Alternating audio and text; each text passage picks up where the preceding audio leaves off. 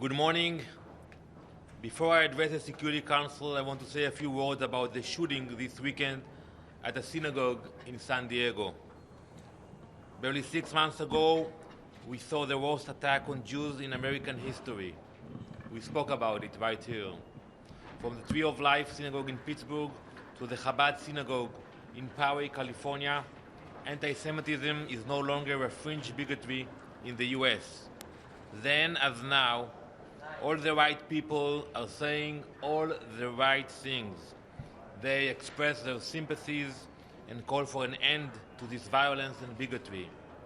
But it seems we have learned nothing from the Pittsburgh attack, and we're likely to continue to do nothing following the attack in San Diego. Since October, we have seen members of the US Congress openly expose themselves as anti-Semites. We just saw the New York Times, one of the world's leading publications, print a political cartoon that could have been taken from the pages of the Streamer, the Nazi propaganda paper. And yet, these actions have gone unpunished. I haven't seen the New York Times take anyone accountable for this horrible cartoon. The time for talking and having a conversation is over. What Israel and the Jewish community around the world demands is action, and now. It is simple. Those who engage in anti-Semitism must be punished, whether it's here at the UN, political leaders, editors, policy pundits, or college professors. It doesn't matter. Anti-Semitism should have no place in our society until it becomes criminal. This bigotry will persist, it will fester, and it is only a matter of time until it erupts again in violence and bloodshed. It is unacceptable that worshippers should look back while they are praying. In a few weeks, we expect the US administration to reveal its peace plan. The new Palestinian Prime Minister has already said that it is dead on arrival. Israel, however, respects the efforts of the US administration. We are often criticized in the Security Council, but the criticism is without basis or facts. Last session, the President of the Council asked me about the legal rights of Israel in Judea and Samaria. So today I will answer his questions. Today I will present the Council the facts that form the pillars of our rights, the biblical rights, historical rights, and legal rights to the land and to the state of Israel. Just like Rabbi Israel Goldstein in Poway, California, who after being shot in the hand had the strength to finish his sermon, we too commit ourselves to continue to complete the task at hand, building a strong Jewish state to protect and safeguard the Jewish people. Thank you.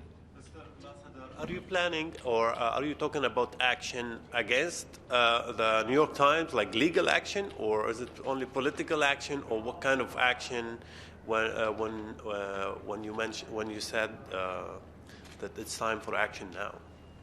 I expect that somebody in the New York Times will give an explanation about this horrible cartoon, because we know that when you have pictures, cartoons, words, demonstrations, it leads to violence and shootings.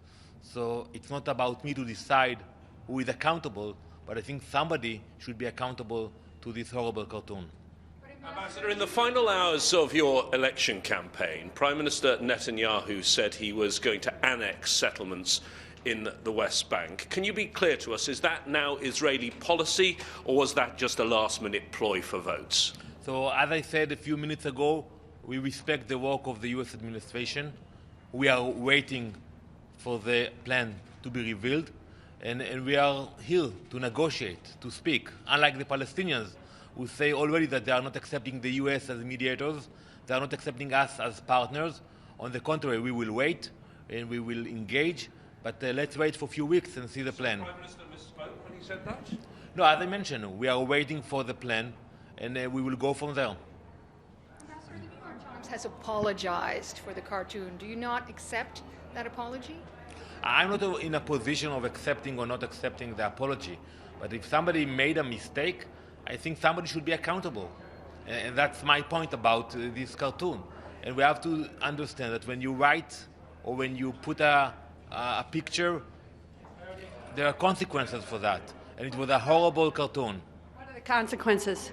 Can you be more specific? How should they be more accountable? I think it's up to the leaders of this important newspaper to decide who made that mistake and how to deal with that. But just to say, what are you expecting the Security Council to do, or what would you like them to do?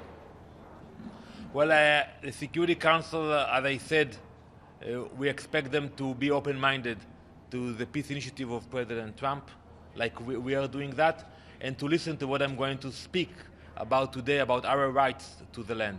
Thank you very much. So the West Bank, the annexation is still on the table? So you're welcome to enter, to come and hear about our rights to the land, which includes the rights we have in Judea and Samaria. Thank you. Still planning to annex the West Bank? Thank you.